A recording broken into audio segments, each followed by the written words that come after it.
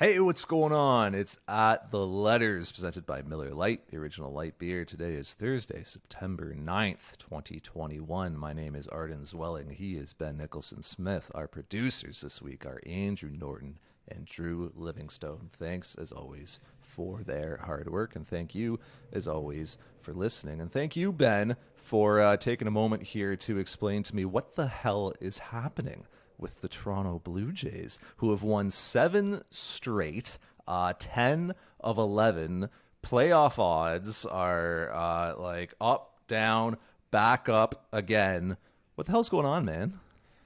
It's been an incredible week. I don't think they've lost since we last recorded a podcast. No. I'm pretty sure that's true. I mean, they're undefeated in the month of September. They're playing amazing. I mean, even for people who, were late to our last episode, it must have been a weird experience because, we're talking about this team like, we'll see. They got to play it out. They still got a shot. So you still got to see what can happen because you never know. Meanwhile, they're winning all these games. They are neck and neck now with the Yankees and Red Sox. Like, it almost gets to the point that you stop so much looking at the playoff odds and it's more just like, who are the Yankees playing? Who are the Red Sox playing? Because they're within a game and a half, 2 games of these teams right now. It's really becoming super interesting. 24 games to go. I mean, this is going to be an incredible finish. One way or another, they might lose, they might win. We don't know, obviously, but it's going to be a really interesting finish.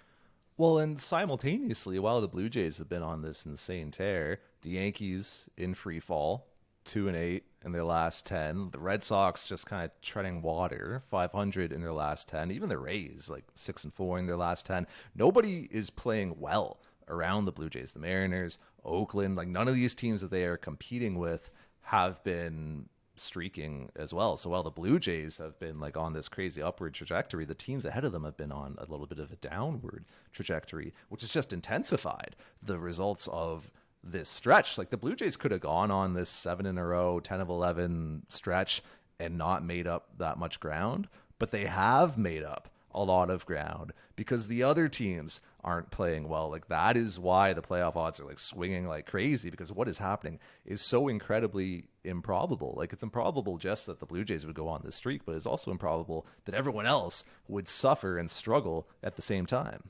It was the best combination. I mean, at various points in the course of, the last week or 10 days, of course, you and I are asked on various platforms, do they have a chance? What would it take? And, the logical answer to those questions is, well, yeah, they have a small chance. Like, it's not a good chance. And if they're going to do this, they have to go on a run. And lo and behold, here they are. They won 10 of 11. They're playing great baseball. I mean, they're still... I've said all along, like, I think they're a really good team. That doesn't make them a perfect team. They still have bullpen issues. None of that's gone away. They still have, some challenging games ahead against the Yankees and the Rays. There's nothing guaranteed here, but they are a very good team. They're on, as we record this right now, they're on an 89-win pace, and they do have a pretty good schedule remaining with the Orioles, with the Twins. I mean, it's going to be a lot of fun, I think, to see where this leads. And we've seen, it's baseball. Like, crazy things happen. It's a small sample of games. So they could go over the next 24. It could be 10-14, and it might be a disappointing finish.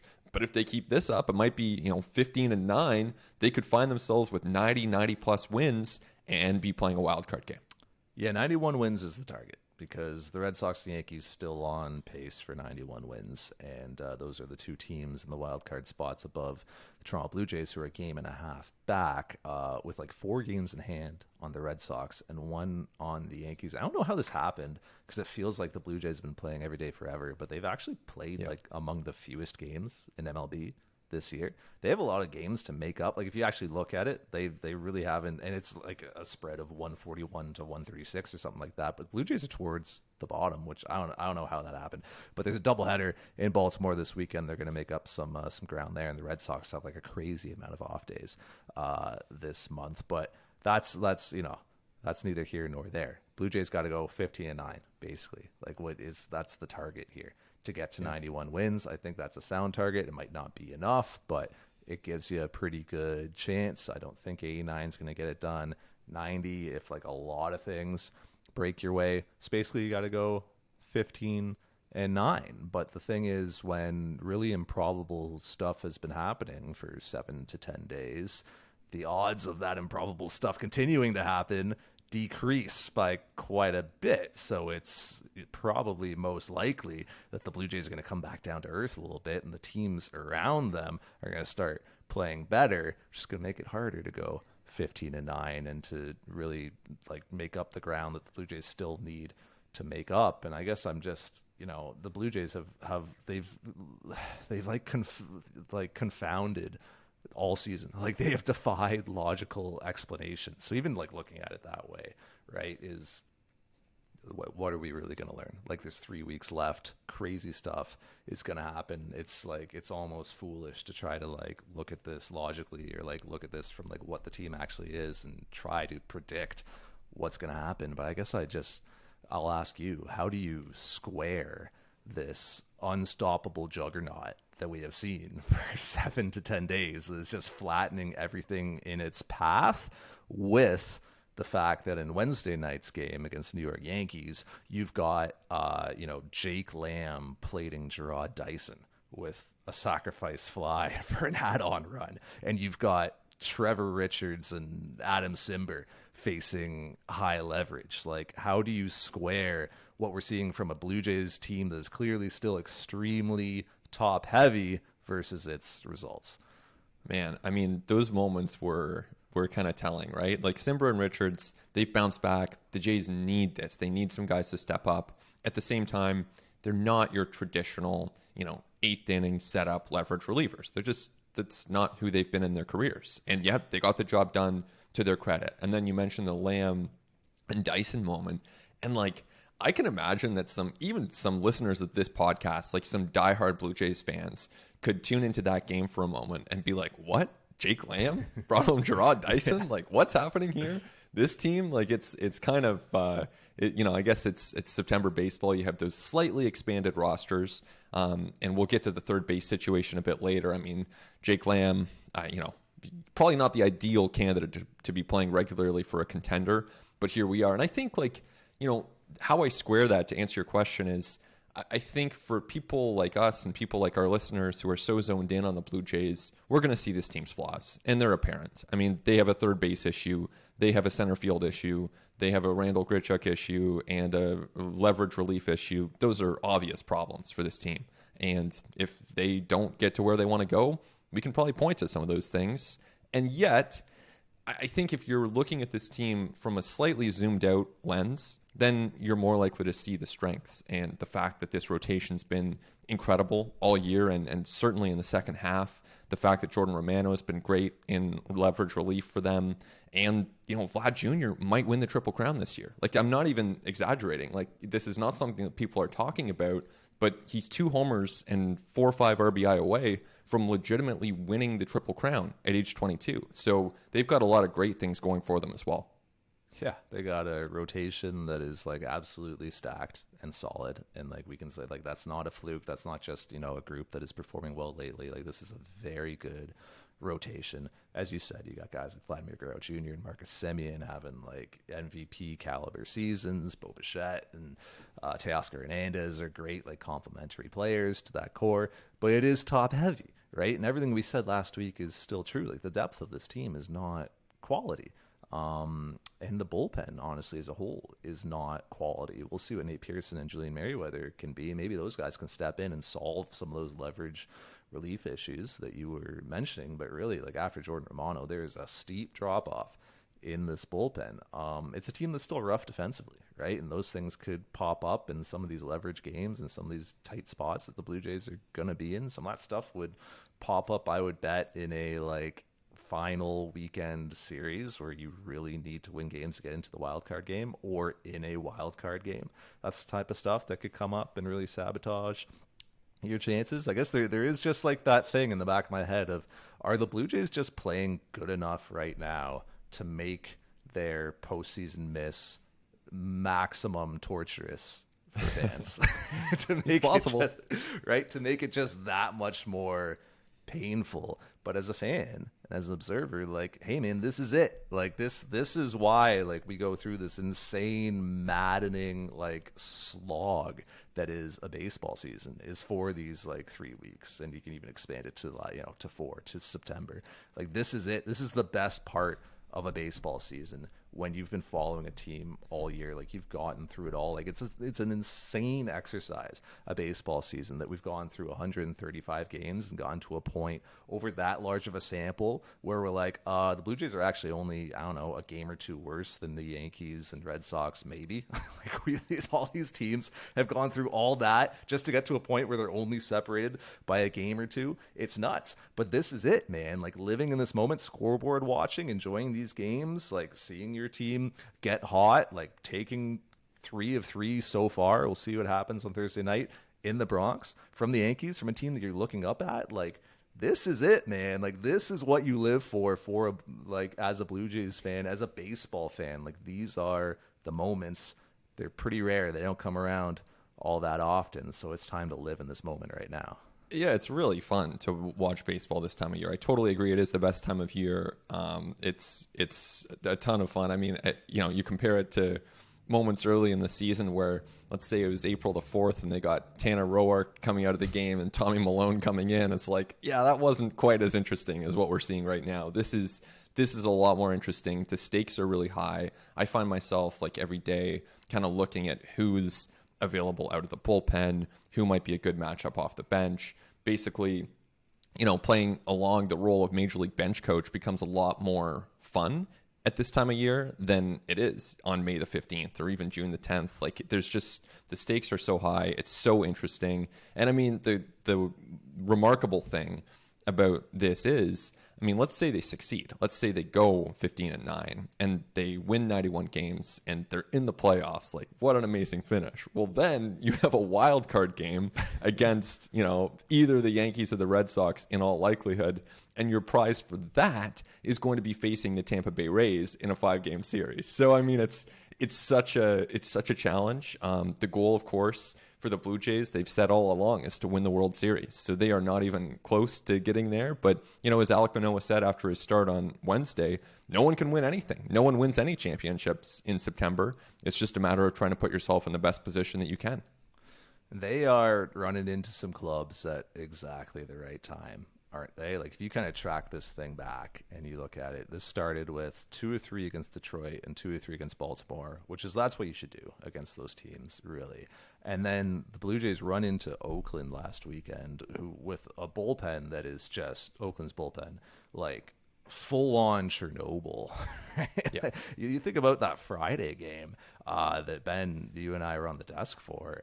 Like the Blue Jays had no business winning that game at all. Like you want to talk about how improbable this streak is. That's one of the most improbable wins you are ever going to see. 8-2 in the 8th. Are you kidding me? And they come back and win that game. Game 2 of that series then goes 10-8 for the Blue Jays. The Blue Jays get 6 runs off of Oakland's bullpen. Oakland gets 5 runs off of theirs. And then game 3 was like a legit clean win for the Blue Jays. Like totally earned, no craziness, but still ran into Oakland's bullpen at exactly the right time. And now they've run into the Yankees at exactly the right time as they are in free fall. They didn't run into the Yankees when they were winning 13 in a row and like Stanton and Judge were going nuts.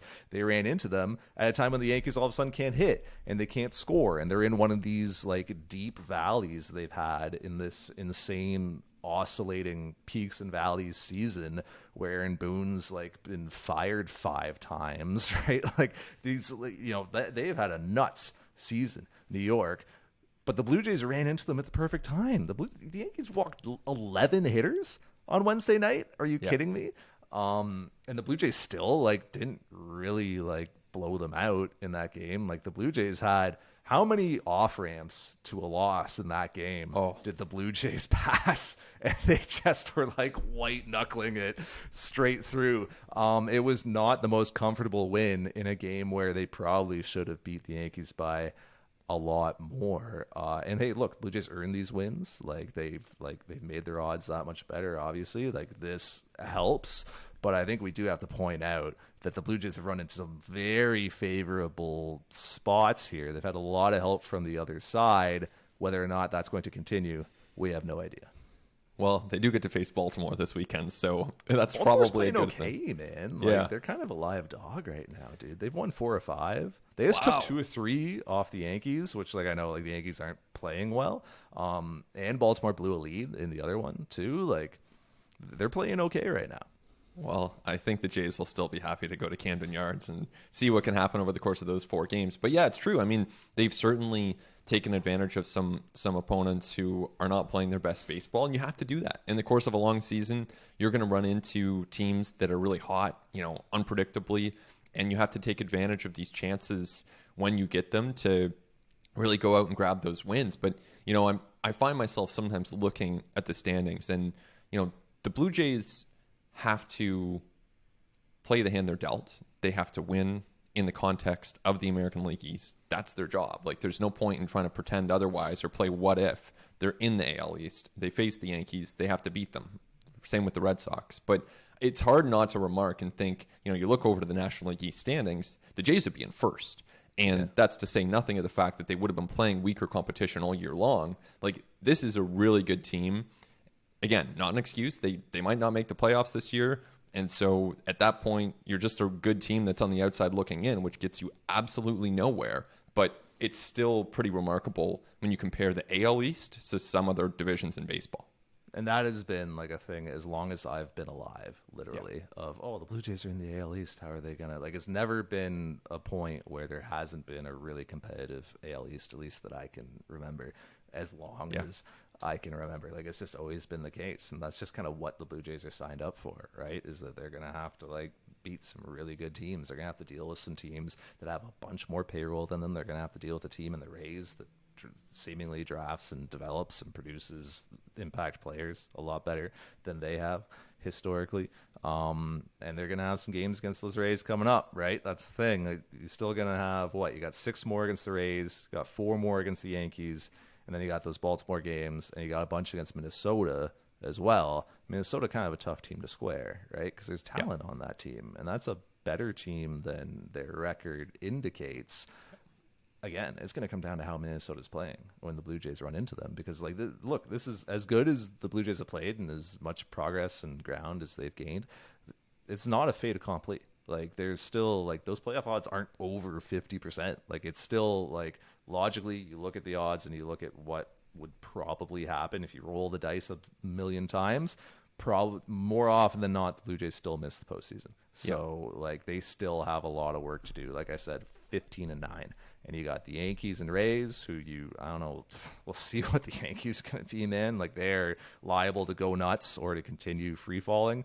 The Rays going to be tough, you know that. You got Baltimore, where you have to win a lot of those games. You can't have, lost 2 games to the Nationals and dropping games to the Tigers. You can't have that against Baltimore. And then Minnesota, which is going to be, a complete wild card as well. Like I said, this is it. This is what we've been waiting for. Baseball, like life, is just an interminable slog at the best of times, and we have gotten here to the good part and to the good point. That's why I don't want to hear anything about Robbie Rays free agency, what a Marcus Semien contract looks like. Dude, we have so much time this winter to get that sorted and to talk about that. For now, you got what do they got left, 24 games, 26 games, something like that.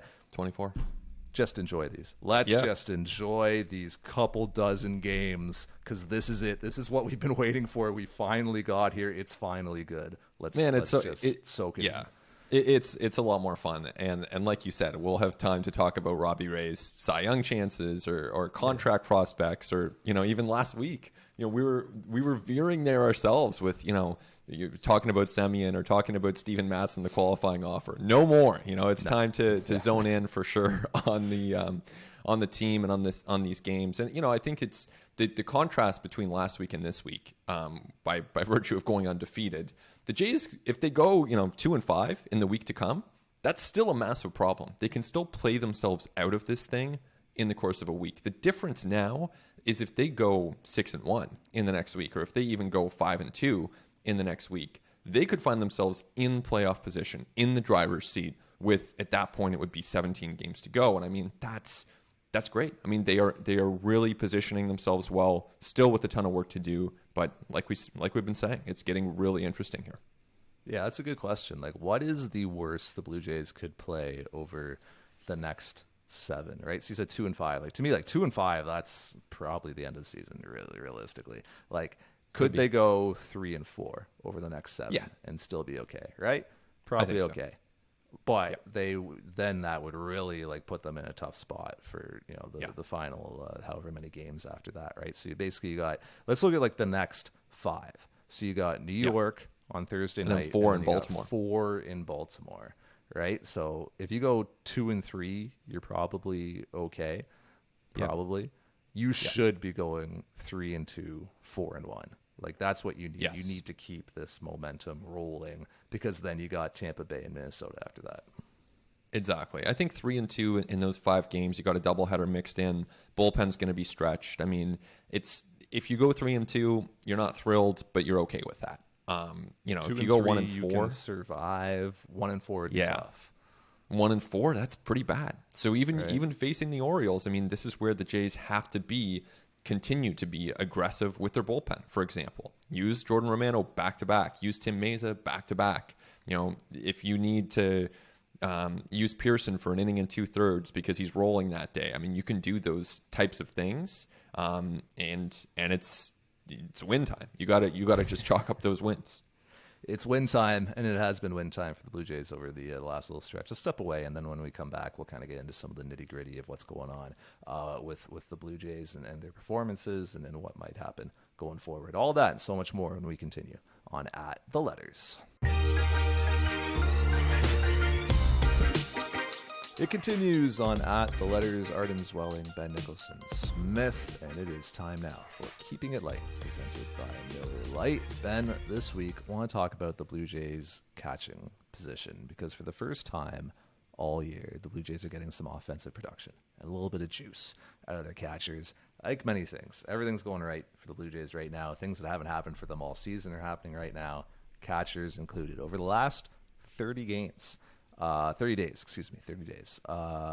Kirk has seen 73 plate appearances, hitting .292, 356 OBP, 536 slug. Meanwhile, Danny Jansen has seen only 14 plate appearances, but has come through with a couple bombs, hitting .364, getting on base in half those 14 plate appearances. Reese McGuire, 38 plate appearances over that span. Very Reese McGuire line of .212 batting average, .289 OBP, .273 slug. Going forward, Blue Jays need to win. They need to be putting their best roster on the field, regardless of ego, regardless of who's banged up, playing time, of what you told guys, whatever. It's win time. You got to win these games. Who is catching the majority of the games for you, Ben, down the stretch for the Toronto Blue Jays? To me, it's Kirk. He has hit the best, and that matters a lot. I mean, if you're getting 4 plate appearances a game and hitting the way he has, you have the chance to make a big impact. And especially at a time, George Springer probably going to be taking up a fair amount of DH at bats. So, your chances to use Kirk alongside another catcher probably aren't going to be as frequent. So, yeah, to me, I would go with Kirk most of the time. Danny Jansen obviously works really well with Ryu. And Jansen has been hitting so well since he came back, so you want to mix him in. But, I think it's telling that Reese McGuire in the month of September has only appeared in 1 game. And this is a guy who's probably caught, the majority of games for this team in recent months. But clearly the Jays are agreeing with what I'm suggesting here and playing Kirk a ton, because he's been getting a lot of reps, and it's cost Reese McGuire a lot of playing time. Yeah, so I would be putting Reese McGuire aside. You got a great hot streak from him at a time when you needed it, when you had guys banged up through like July and August. That was great. That was helpful. Thank you, Reese. But for now, I think that like Alejandro Kirk and Danny Jansen are the guys. So to me, it hinges on George Springer. Like, how much is George Springer playing? George Springer ain't going to be in center field for the rest of the season. I feel pretty confident saying that. So when George Springer's in your lineup, he's got to be your designated hitter. That constricts what you can do with Kirk and Jansen, because I agree with you. I want Alejandro Kirk's bat in the lineup every day, the rest of the way, 5 out of 6 at the very least. But I don't necessarily want him behind the plate every day.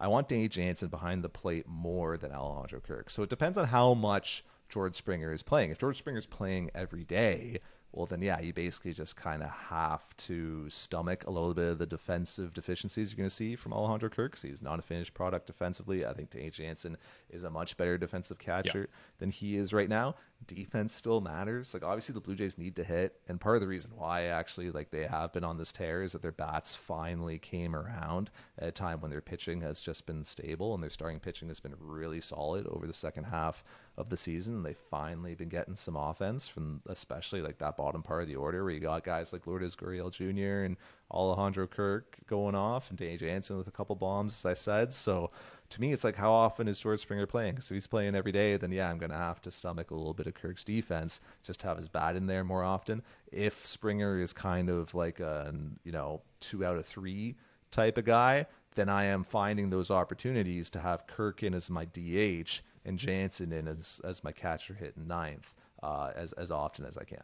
Yeah, there's no doubt. I mean, Kirk, you do get a drop-off defensively. It's clear compared to Reese McGuire or Danny Jansen. But to me, the upgrade, and sounds like you're agreeing here, but the upgrade offensively that you get is just worth it. I mean, he's just hitting that well. 853 OPS on the season, couple home runs at Yankee Stadium the other day. I mean, this is great offensive production from a position that you really have no right to expect a ton of offensive production from. And to me, this is the best the Blue Jays catching core has looked all year. Like, at the major league level, this is a pretty good tandem in talking about Jansen and Kirk to go back and forth on. And credit to Blue Jays starters who have just been like solid regardless of who's catching them, right? Like, they've been dealing with a ton of different catchers. That they remember Riley Adams, right? Like, they've had a bunch of different guys behind the plate throughout this season, and it's been constantly kind of like changing as guys have gotten hurt and other guys coming back, and some guys' playing time has gone down. Like, Danny Jansen was essentially on like a phantom demotion for a while there, and Blue Jays starters have just been consistent no matter who's catching them, right? Like, Robbie Rays gonna front runner for the Cy Young. Like, Alek Manoah is super solid in his first MLB season. Like, Jose Barrios coming to a new team, working with guys he hasn't known before, had a little blip, but has been like more like the Jose Barrios that we have all gotten to know of late. Like, it's just, Blue Jays starters have just, no matter what, no matter who's behind the plate, have found ways to be effective and to be really good. Like, that is the backbone of this team, is the starting rotation. Like, that is the foundation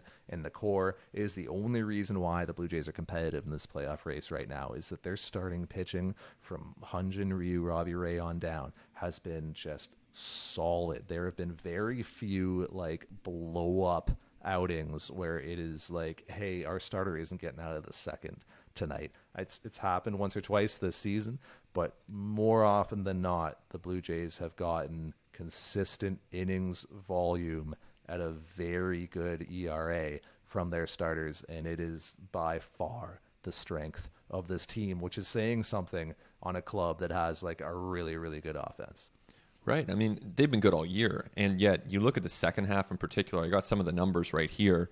In the second half, 3.28 rotation ERA. I mean, think about if you had one starter with a 3.28 ERA. You'd say that guy's pretty good. Then you multiply that times 5. That's your rotation. Like, that's great production. They've also had the most innings in the American League in the second half and the most WAR. So it's not just that they're going out there for these little 5 and dive starts that tax the bullpen. They're going out there and logging innings and then posting a 3.28 ERA. So it's been incredible. They've got an opening this weekend against the Orioles. I'm kind of presuming that Ross Stripling plays a role in that game to some extent, but they're going to need these guys. They have a lot of games and not a lot of off days, so it's not like you even consider going down to a 4-man, but they've been great. It's like you said, it's been a real strength of this team, and they've needed it. Your number 5 is Steven Matz. And Steven Matz led MLB in ERA in August. Yeah. And he has just continued to be really solid through September. Like, he's a guy who clearly has really good feel for his pitches right now, is locating them where he needs to be. Fastballs are up and they're in to righties. The changeup is playing well down in the zone. His most recent outing, he's flipping in some really nice curveballs, which is something he hasn't really had throughout the season. Like, he's been mostly like fastball changeup throughout the year, and it's been fine for him. But if he starts getting that curveball going, like, look out, because that just changes the complexion of everything that he's doing as a hitter. You got to think about another pitch. If he's landing that curveball for strikes, I mean, that is so, so huge for him as a guy who relies on, location and changing speeds. That's your number 5.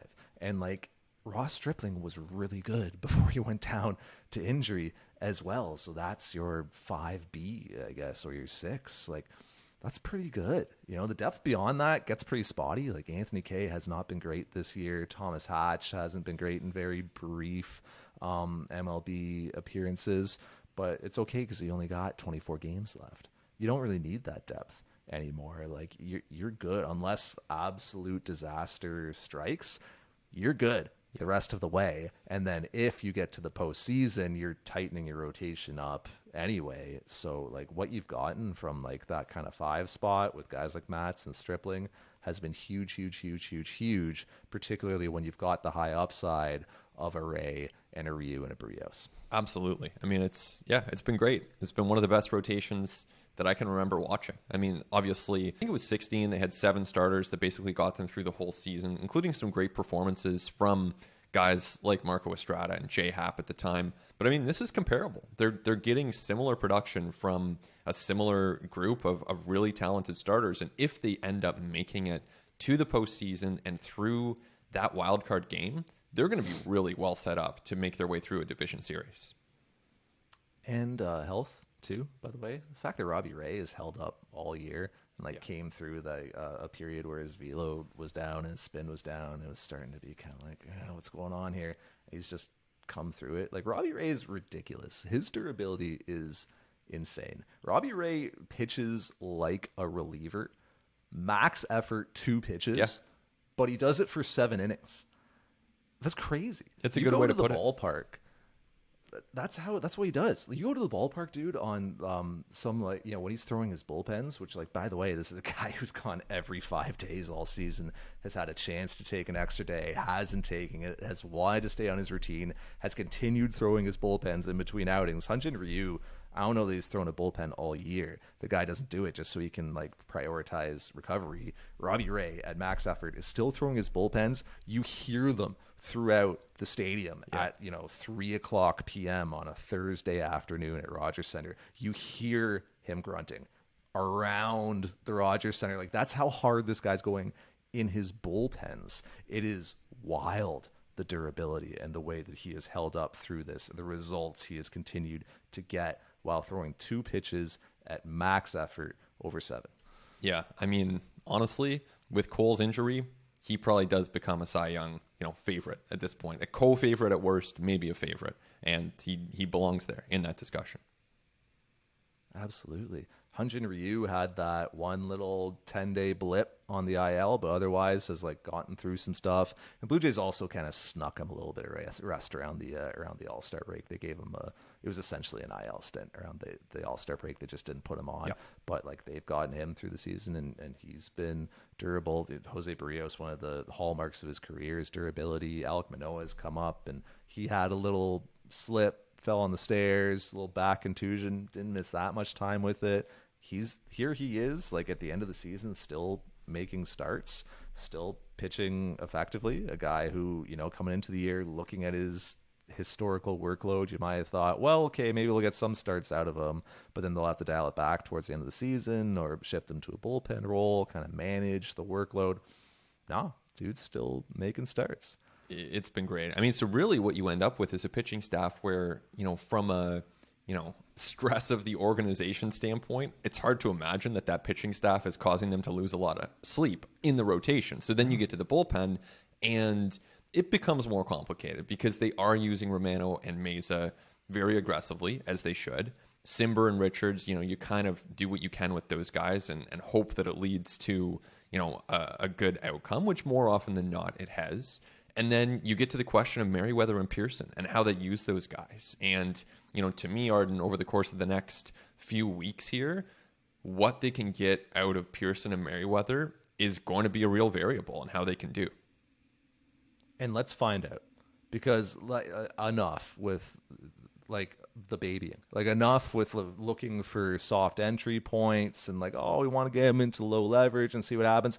Let's find out, man. Let's put him into leverage right away. Nate Pearson, to me, next outing should be in leverage, in my opinion. And I think his last outing should have been in leverage as well. Julian Merriweather, I'm throwing him right into leverage. Yeah. Enough. How often are you going to play with fire with like Trevor Richards doing his smoke and mirrors thing in the 7th and Adam Simber coming in the 8th and like giving up a ton of contact with 86-mile-an-hour heaters? Like at a certain point, the Blue Jays are going to need some strikeouts and they're going to need some swing and miss ahead of Jordan Romano. How often are they going to keep pushing Romano on the back-to-backs and, hey, can you get us 4 outs tonight? And, hey, Tim Meza, who was just on the IL recently with elbow inflammation coming off of Tommy John surgery, hey, can you go back-to-back? Like Tim Meza, one of the best stories of the Blue Jays season, minor league deal, and has been Andrew Miller light, essentially.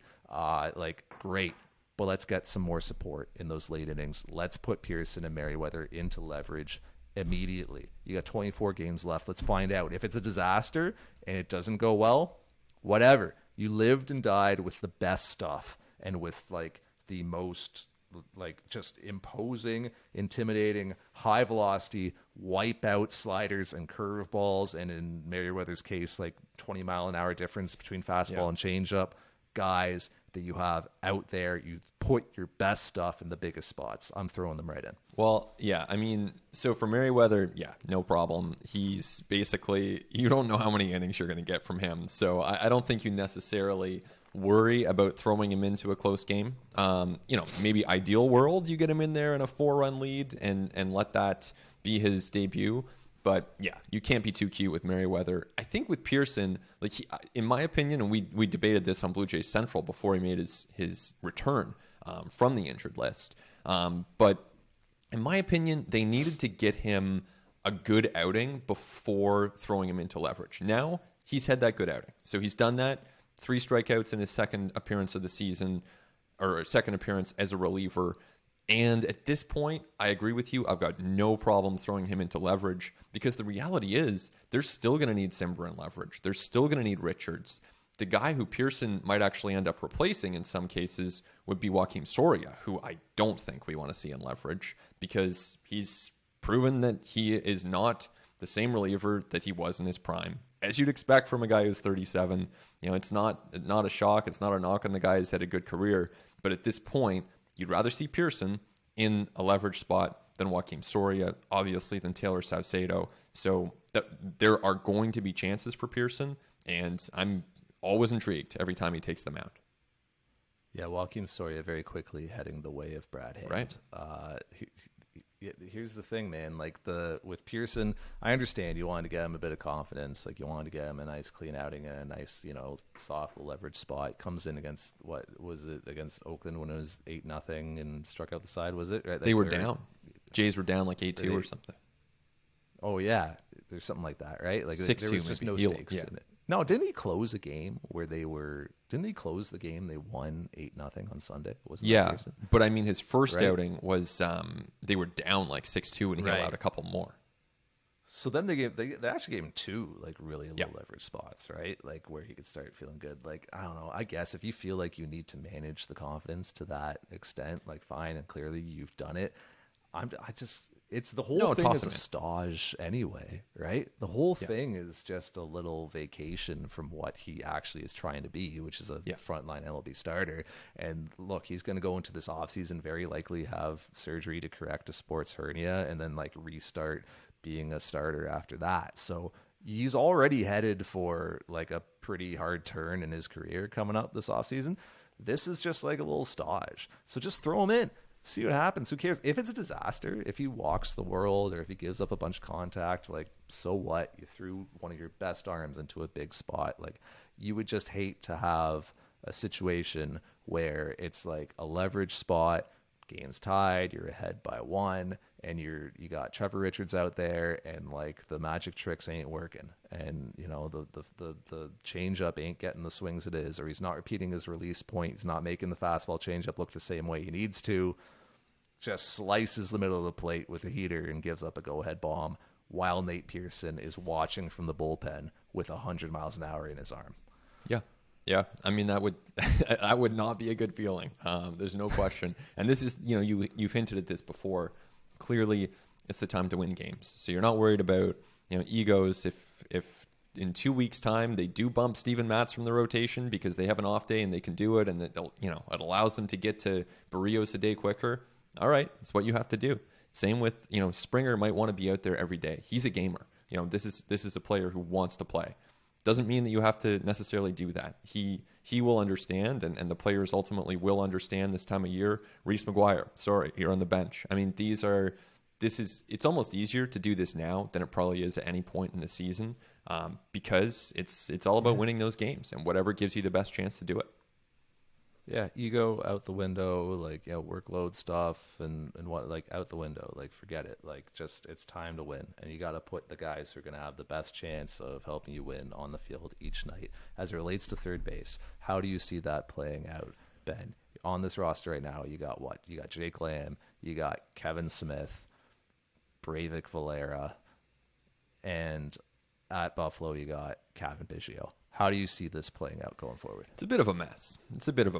I mean, on a team. Don't love the options. No, it's not great. I think, they've got so many great position players and so many positions where you just lock and load. You're thrilled with the production you get, at so many spots. But third base to me is a mess. I don't see any good options here. I think, basically, when Espinal was around and he could give you that defense, okay, at least you're getting defense. When Kevin Biggio for the last 2 seasons was an above-average hitter who could give you a solid game at third base defensively, great. Would be thrilled to see that version of Kevin Biggio. But he's hurt still, and so is Espinal. So, I mean, okay, Lamb, a guy who's kind of a platoon bat at this point in his career and hasn't really played that much third base. Or you can go to Kevin Smith, who, frankly has looked overmatched, even though he's a good player, good prospect still. Breivik Valera, he's had some good moments, but, I don't see him as a starting Major League third baseman on a good team. So, to me, you mix and match. I don't see a solution here, honestly. I mean, I don't know what you see or how you would handle it, but I don't see a great option. If you could get Biggio going, that would be a solution, but that's a big if, just considering the season that he's had and even how healthy he is now, right? He's been so banged up this year. He's had so many issues, and I'm sure he's still carrying many of them. From Kevin Biggio, it was from day one of spring training, where it was bang, he took a ball off his hand, and boom, took another one off his remember his fingers were all mangled in spring, and from that point forward, it has just been one thing after another with him, to the neck, to the back, to the whole deal, right? So how healthy is he? I mean, where's his swing at? How is he looking Buffalo? That's going to be big. Look, if you get Kevin Biggio going, great. Let's throw him into this lineup. If he doesn't get going, I mean, is your platoon Jake Lamb and Kevin Smith? Yeah. Or Valera. Lamb and Valera, right? I don't know, man. Do you have enough time to figure out who the hot hand is between those guys? You don't want Jake Lamb against a lefty at any time.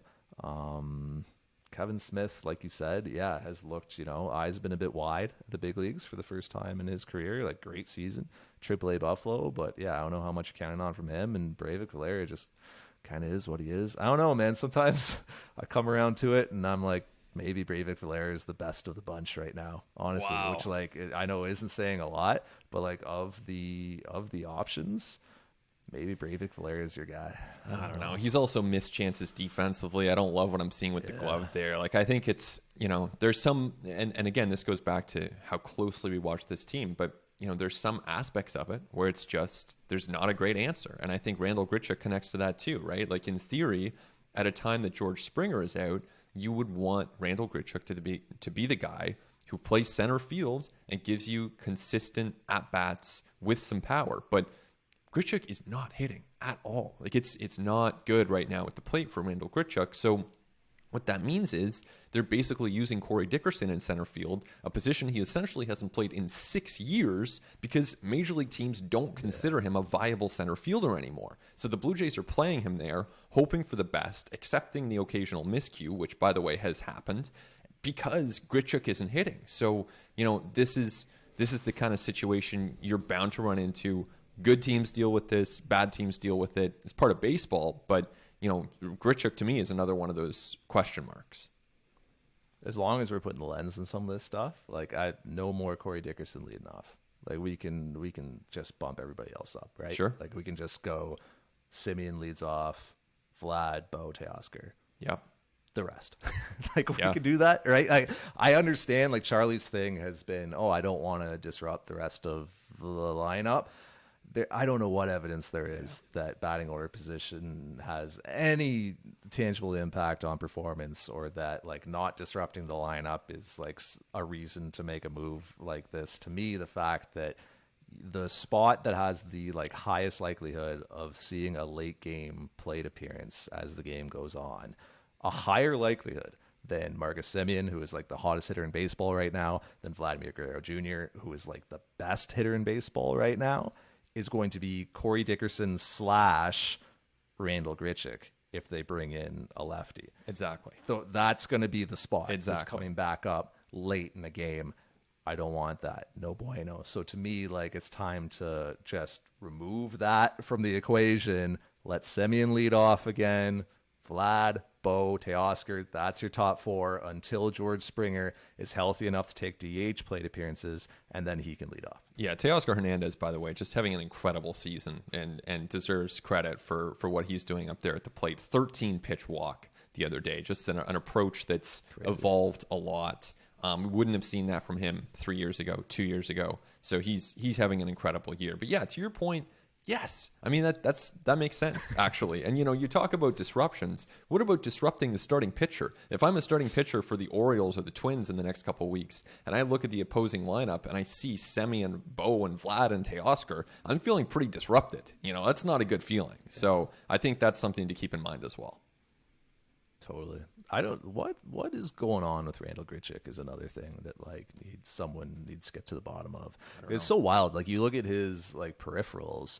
Walk rate is pretty steady. Strikeout rate pretty steady. Like, it seems like there is just, and this could actually be an optimistic thing where maybe he's just a small tweak away, but just seems like the contact is a little different on pitches in the zone. Seeing a lot of pop-up contact, like seeing him miss his pitch a lot on the plate. Like, so I do wonder if there is a very small adjustment to be made there that could, like, unlock him. But the thing is, I'm sure he's been trying to make that adjustment for some time now. And I mean, the Blue Jays have just, like, made it very clear in their deployment that they don't trust him in spots right now, and that he is not going to be seeing regular playing time because he hasn't been. And there have been spots where it's like, lefty's coming in and Corey Dickerson's coming up, and Corey Dickerson makes the plate appearance. Yeah, so exactly. Or Gerard Dyson is the one who pinch runs and goes to center field, right? Grichuk isn't slow, and Dyson's faster, but I mean, they are prioritizing other players over Grichuk.